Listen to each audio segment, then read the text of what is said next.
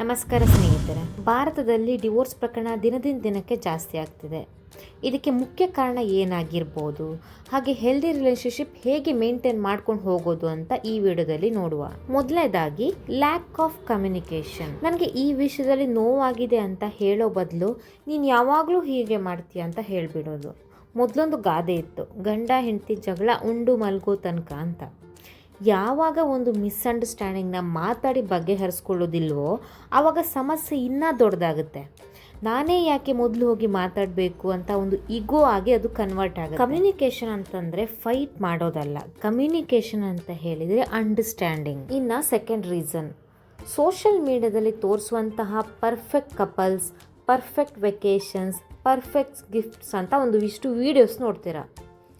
Real marriage ಅಂತ ಹೇಳಿದರೆ Instagram ಅಲ್ಲ, ಅಥವಾ ಬೇರೆ ಯಾವುದೊಂದು ಸೋಷಿಯಲ್ ಪ್ಲ್ಯಾಟ್ಫಾರ್ಮ್ ಅಲ್ಲ. ರಿಯಲ್ ಮ್ಯಾರೇಜ್ ಅಂತ ಹೇಳಿದರೆ bills, stress, family problems, mood swings, responsibilities. ಇನ್ಸ್ಟಾಗ್ರಾಮ್ನಲ್ಲಿ ಅಥವಾ ಸೋಷಿಯಲ್ ಮೀಡಿಯಾದಲ್ಲಿ ಒಂದು ಪರ್ಫೆಕ್ಟ್ ಕಪಲ್ಸ್ ಅಂತ ಒಂದು ವಿಡಿಯೋ ನೋಡ್ತೀರ, ಅದು ಕ್ಯಾಮರಾ ಮುಂದೆ ಕಾಣುವಂತಹ ವಿಡಿಯೋ ಅಷ್ಟೇ. ಅದನ್ನು ನೀವೇನು ಮಾಡ್ತೀರ, ನಿಮ್ಮ ಲೈಫ್ ಜೊತೆ ಕಂಪೇರ್ ಮಾಡ್ಕೊಳ್ತೀರ. ಅದರಲ್ಲೂ ನೀವು ಜಗಳ ಮಾಡಿ ಆದಮೇಲೆ ಇಂಥ ವಿಡಿಯೋ ಏನಾದರೂ ನೋಡಿದರೆ ನನ್ನ ಹೆಂಡತಿ ಅಥವಾ ನನ್ನ ಗಂಡ ಯಾಕೆ ಈ ರೀತಿ ಇಲ್ಲ ಅಂತ ಕಂಪೇರ್ ಮಾಡ್ಕೊಳ್ತೀರ. ಅದರಿಂದ ಏನಾಗುತ್ತೆ, ಕಂಪ್ಯಾರಿಸನ್ ಡೆಸ್ಟ್ರಾಯ್ಸ್ ಪೀಸ್. ಇನ್ನು ನೆಕ್ಸ್ಟ್ ಈಗೋ. ಈ ಜನ್ರೇಷನಲ್ಲಿ ಇಬ್ಬರೂ ಕೂಡ ವೆಲ್ ಎಜುಕೇಟೆಡ್ ಆಗಿರ್ತಾರೆ, ಆದರೆ ಇದು ಒಳ್ಳೆಯದೇ. ಆದರೆ ಕೆಲವೊಂದು ಸಲ ಏನಾಗುತ್ತೆ, ನಾನೇ ಯಾಕೆ ಸಾರಿ ಫಸ್ಟ್ ಕೇಳಬೇಕು, ನಾನೇ ಯಾಕೆ ಜಸ್ಟ್ ಫಸ್ಟ್ ಮಾಡ್ಕೋಬೇಕು.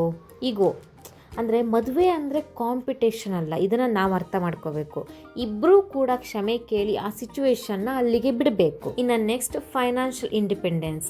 ಮೊದಲೇನಾಗ್ತಿತ್ತು ಅಂತ ಹೇಳಿದ್ರೆ ಎಸ್ಪೆಷಲಿ ಮಹಿಳೆಯರು ಫೈನಾನ್ಷಿಯಲಿ ಡಿಪೆಂಡೆಂಟ್ ಆಗ್ತಾಯಿದ್ರು ಹಸ್ಬೆಂಡ್ ಮೇಲೆ. ಈಗ ಸ್ಟ್ರಾಂಗ್ ಎಜುಕೇಟೆಡ್ ಆಗಿರ್ತಾರೆ, ಅವರು ಕೂಡ ಅರ್ನಿಂಗ್ ಮಾಡ್ತಿರ್ತಾರೆ. ಎಲ್ಲಾದರೂ ಡಿಸ್ರೆಸ್ಪೆಕ್ಟ್ ಆರ್ ಅಬ್ಯೂಸ್ ಆದರೆ, ಅಂದರೆ ಅವಮಾನ ಅಥವಾ ಹಿಂಸೆ ಆದರೆ ತಡ್ಕೊಳ್ಳಲ್ಲ, ಅವರು ಕೂಡ ಮಾತಾಡ್ತಾರೆ. ಮೊದಲೇನಾಗ್ತಿತ್ತು ಅಂತ ಹೇಳಿದ್ರೆ ಗಂಡ ಹೆಂಡ್ತಿಗೆ ಬೈದರೆ ಅಥವಾ ಅವಮಾನ ಮಾಡಿದರೆ ಸಹಿಸ್ಕೊಳ್ತಾ ಇದ್ರು. ಬಟ್ ಅದನ್ನೇ ನೋಡಿ ಬೆಳೆದಿರೋ ಹುಡುಗ ಅವ್ರ ಹೆಂಡತಿಗೆ ಇದೇ ಥರ ಅವಮಾನ ಮಾಡಿದರೆ ಸಹಿಸ್ಕೊಳ್ಳಲ್ಲ. ಯಾಕೆ ಅಂದರೆ ಅವರು ಕೂಡ ಎಜುಕೇಟೆಡ್ ಆಗಿರ್ತಾರೆ, ಫೈನಾನ್ಷಿಯಲಿ ಇಂಡಿಪೆಂಡೆಂಟ್ ಆಗಿರ್ತಾರೆ, ಸ್ಟ್ರಾಂಗ್ ಆಗಿರ್ತಾರೆ, ಸೈಲೆಂಟ್ ಆಗಿರಲ್ಲ, ರಿಯಾಕ್ಟ್ ಮಾಡ್ತಾರೆ. ಹಾನೆಸ್ಟ್ಲಿ ಇದು ತಪ್ಪಲ್ಲ. ಅಪ್ಪ ಅಮ್ಮಂಗೆ ಏನೇ ಬೈದರೂ ಸಹಿಸ್ಕೊಳ್ತಾ ಇದ್ರು, ಇವಳು ಕೂಡ ಸುಮ್ಮನೆ ಇರಬೇಕು ಅಂತ ಎಕ್ಸ್ಪೆಕ್ಟ್ ಮಾಡೋದು ತಪ್ಪು. ಇನ್ನು next lack of emotional maturity. ಅಂದರೆ ನಾವು ಮದುವೆ ಫೋಟೋ ತಗೊಳ್ಳಿಕ್ಕೆ ರೆಡಿಯಾಗಿರ್ತೀವಿ, ಆದರೆ ಎಮೋಷ್ನಲ್ ರೆಸ್ಪಾನ್ಸಿಬಿಲಿಟಿ ತಗೊಳ್ಳಿಕ್ಕೆ ರೆಡಿಯಾಗಿರೋದಿಲ್ಲ.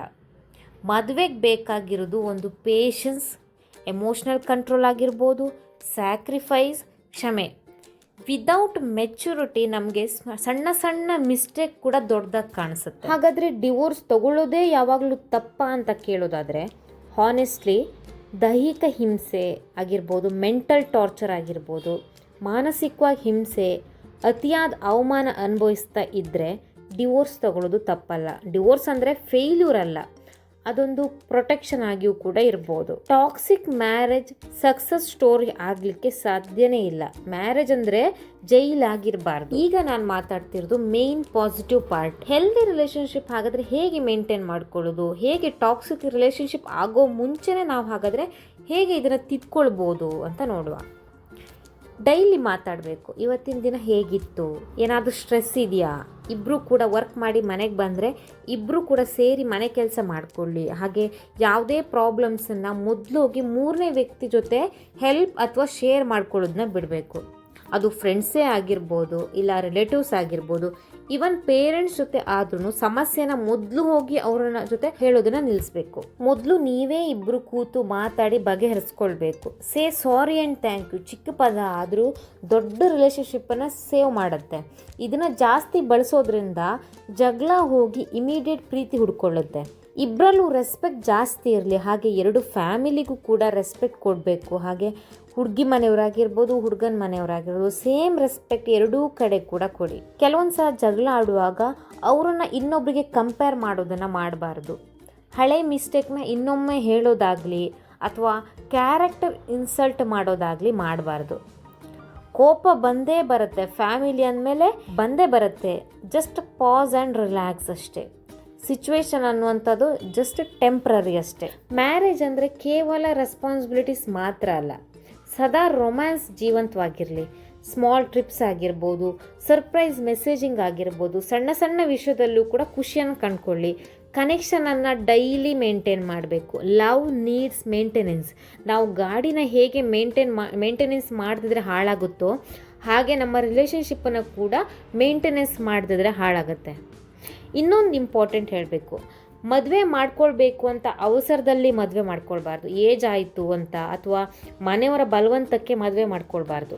ಇನ್ನೊಂದು ಪೇರೆಂಟ್ಸ್ನಲ್ಲಿ ನಾನೊಂದು ಕೇಳ್ಕೋಬೇಕು, ಮಕ್ಕಳಿಗೆ ಮೊದಲು ಮದುವೆ ಇಷ್ಟ ಇದೆಯಾ ಅಂತ ಮೊದಲು ಕೇಳಬೇಕು. ಇಷ್ಟ ಇಲ್ಲದಿದ್ರೂ ಕೂಡ ನೀವು ಲಕ್ಷಗಟ್ಟಲೆ ಖರ್ಚು ಮಾಡಿ ಮದುವೆ ಮಾಡಿ ಆಮೇಲೆ ಅವರು ಸಫರ್ ಆಗ್ತಾರೆ, 2 ಜೀವ ಅಲ್ಲಿ ಸಫರ್ ಆಗ್ತಾರೆ. ಮದುವೆ ಅಂತ ಹೇಳಿದರೆ ಲಾಂಗ್ ಟರ್ಮ್ ಕಮಿಟ್ಮೆಂಟ್. ಒಂದು ರಿಲೇಷನ್ಶಿಪ್ ಕಂಟಿನ್ಯೂ ತುಂಬ ಟಾರ್ಚರ್ ಆಗ್ತಾನೇ ಇದೆ ಅಂತ ಹೇಳಿದರೆ, ಎಷ್ಟು ಟ್ರೈ ಮಾಡಿದರೂ ಕೂಡ ಅದು ಸರಿ ಹೋಗ್ತಾ ಇಲ್ಲ ಅಂತ ಅಂದಾಗ ಕೇವಲ ಹುಡುಗ ಅಥವಾ ಹುಡುಗಿನ ಮಾತ್ರ ಬ್ಲೇಮ್ ಮಾಡಬೇಡಿ. ಲೆಟ್ಸ್